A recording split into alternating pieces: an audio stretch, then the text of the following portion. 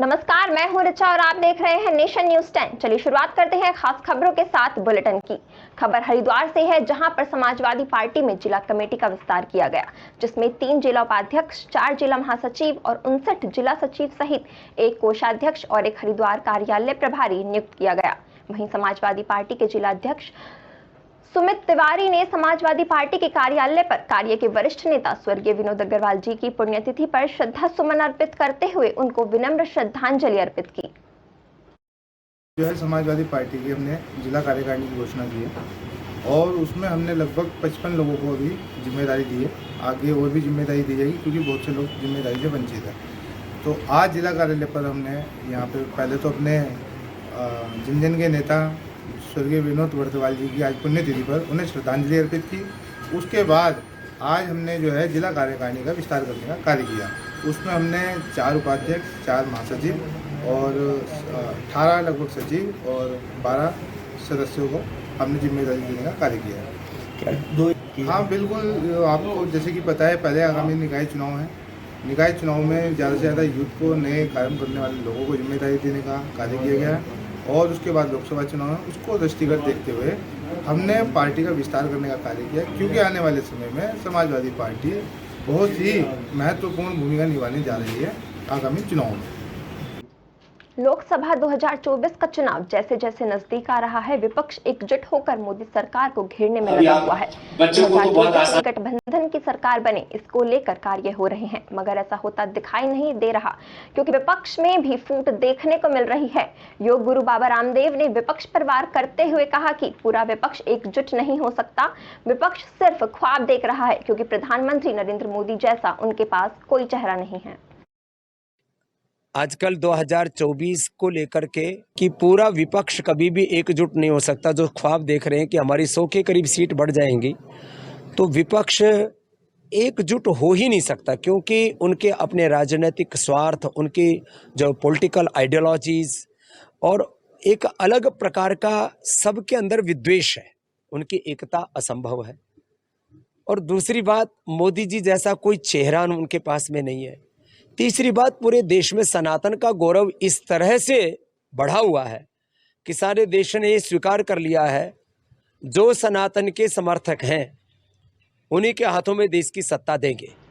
हरिद्वार में पत्नी की हत्या कर फरार होने वाले आरोपी पति को पुलिस ने गिरफ्तार कर लिया है। पिछले सप्ताह श्यामपुर थाना क्षेत्र के गाजीवाला में रहने वाली एक महिला की धारदार हथियार से हत्या कर दी गई थी। पुलिस ने मौके पर पहुंचकर जांच पड़ताल शुरू की तो पता चला कि हत्या के बाद से महिला का पति फरार है। मामले में तहकीकात करते हुए पुलिस ने आरोपी को यूपी के बदायूं से गिरफ्तार किया।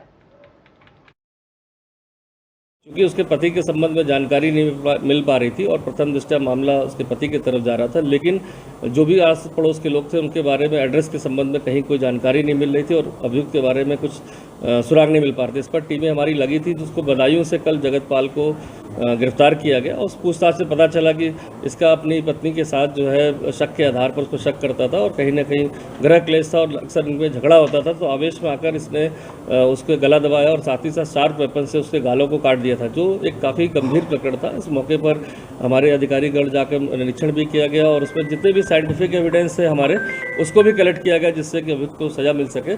तो इसको गिरफ्तारी के बाद आज न्यायालय में पेश किया गया है।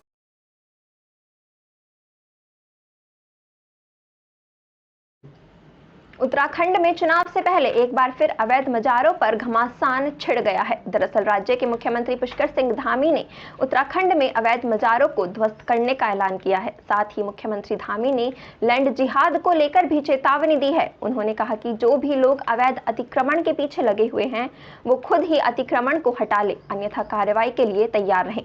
मुख्यमंत्री धामी के इस ऐलान का राज्य के साधु संतों ने भी स्वागत किया है। वहीं इस मामले पर विपक्षी दलों का कहना है कि बीजेपी चुनाव से पहले धार्मिक उन्माद फैलाने का काम करती है।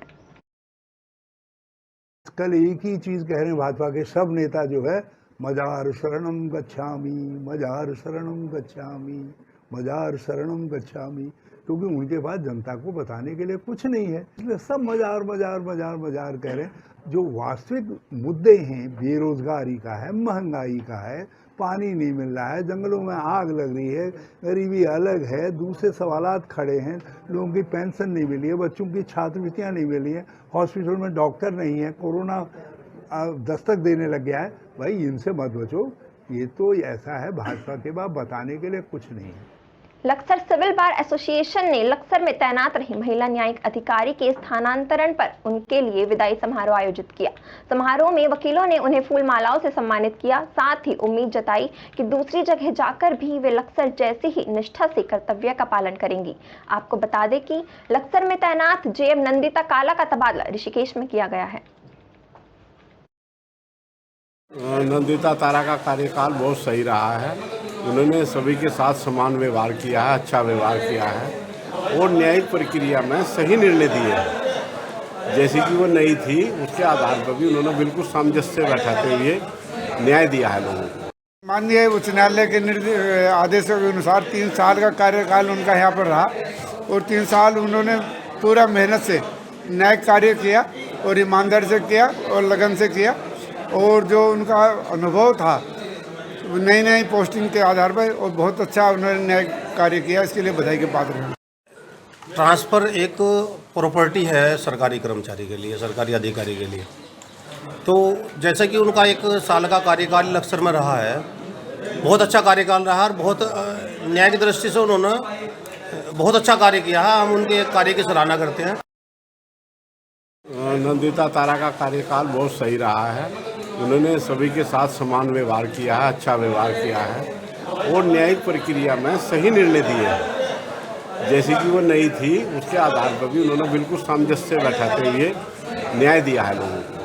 माननीय उच्च न्यायालय के आदेशों के अनुसार 3 साल का कार्यकाल उनका यहाँ पर रहा और 3 साल उन्होंने पूरा मेहनत से न्यायिक कार्य किया और ईमानदारी से किया और लगन से किया और जो उनका अनुभव था नई पोस्टिंग के आधार पर और बहुत अच्छा उन्होंने न्यायिक कार्य किया, इसके लिए बधाई के पात्र हैं। ट्रांसफ़र एक प्रॉपर्टी है सरकारी कर्मचारी के लिए, सरकारी अधिकारी के लिए। तो जैसा कि उनका 1 साल का कार्यकाल लक्सर में रहा है, बहुत अच्छा कार्यकाल रहा और बहुत न्याय की दृष्टि से उन्होंने बहुत अच्छा कार्य किया है। हम उनके कार्य की सराहना करते हैं। नंदिता तारा का कार्यकाल बहुत सही रहा है। उन्होंने सभी के साथ समान व्यवहार किया है, अच्छा व्यवहार किया है और न्यायिक प्रक्रिया में सही निर्णय दिए हैं। जैसे कि वो नई थी उसके आधार पर भी उन्होंने बिल्कुल सामंजस्य बैठाते हुए न्याय दिया है लोगों को। लक्सर में वरिष्ठ बीजेपी नेता को राष्ट्रीय प्रमोद खारी ब्रिगेड उत्तराखंड के नेतृत्व में क्षेत्र के सैकड़ों युवाओं ने युवा संकल्प यात्रा निकाली। यात्रा की शुरुआत किसान विद्यालय इंटर कॉलेज के मैदान से शुरू होते हुए रुड़की तिराहे के शिव चौक पर जाकर समाप्त हुई। इस मौके पर प्रमोद खारी ने कहा कि बीजेपी सरकार हर वर्ग के धर्मों के लोगों को ध्यान में रखकर कार्य कर रही है। उन्होंने कहा कि यही वजह है कि हर तरफ बीजेपी का परचम लहरा रहा है। आज की डेट में भारतीय जनता पार्टी पूरे वर्ल्ड की सबसे बड़ी पार्टी है और सबसे बड़ी बात यह है कि युवा भाजपा की तरफ पूरी तरीके से मुड़ रहा है। और आज हमारा जो उद्देश्य था वो हमारे युवाओं के कहने पे था कि जो युवा कांग्रेस में जुड़े थे अब तक, उन्होंने भाजपा की नीति और मोदी जी की जो सोच है उसके प्रति उन्होंने अपना मन बनाया कि हम लोग भाजपा में शामिल होना चाहते हैं। आज की डेट में भारतीय जनता पार्टी पूरे वर्ल्ड की सबसे बड़ी पार्टी है और सबसे बड़ी बात यह है कि युवा भाजपा की तरफ पूरी तरीके से मुड़ रहा है। और आज हमारा जो उद्देश्य था वो हमारे युवाओं के कहने पे था कि जो युवा कांग्रेस में जुड़े थे अब तक, उन्होंने भाजपा की नीति और मोदी जी की जो सोच है उसके प्रति उन्होंने अपना मन बनाया कि हम लोग भाजपा में शामिल होना चाहते हैं। आज की डेट में भारतीय जनता पार्टी पूरे वर्ल्ड की सबसे बड़ी पार्टी है और सबसे बड़ी बात यह है कि युवा वाराणसी में स्कूल जा रही Vikram auto RG line farm के पास एक दीवार से टकरा गई, जिससे उसमें बैठे बच्चे घायल हो गए। बताया जा रहा है कि भवानीपुर स्थित श्री शिव शीतल पब्लिक स्कूल के छात्रों को ऑटो चालक बच्चों के घरों से स्कूल ले जा रहा था। कई गांव के बच्चे इसमें बैठे थे। ऑटो जब आरजी लाइन पशु फार्म के पास पहुंचा तो वो पेड़ से जा टकराया। स्थानीय लोगों का कहना है कि ऑटो ड्राइवर मोबाइल पर बात कर रहा था।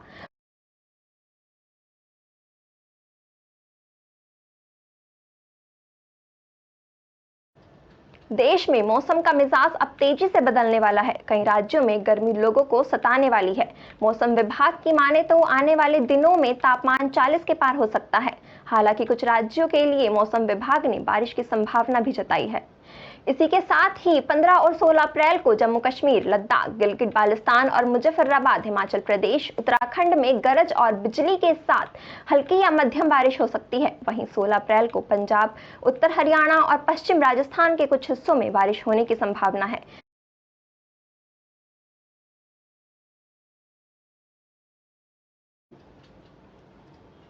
ऐसी ही देश और दुनिया की बड़ी खबरों के लिए देखते रहें नेशन न्यूज़ 10। नमस्कार।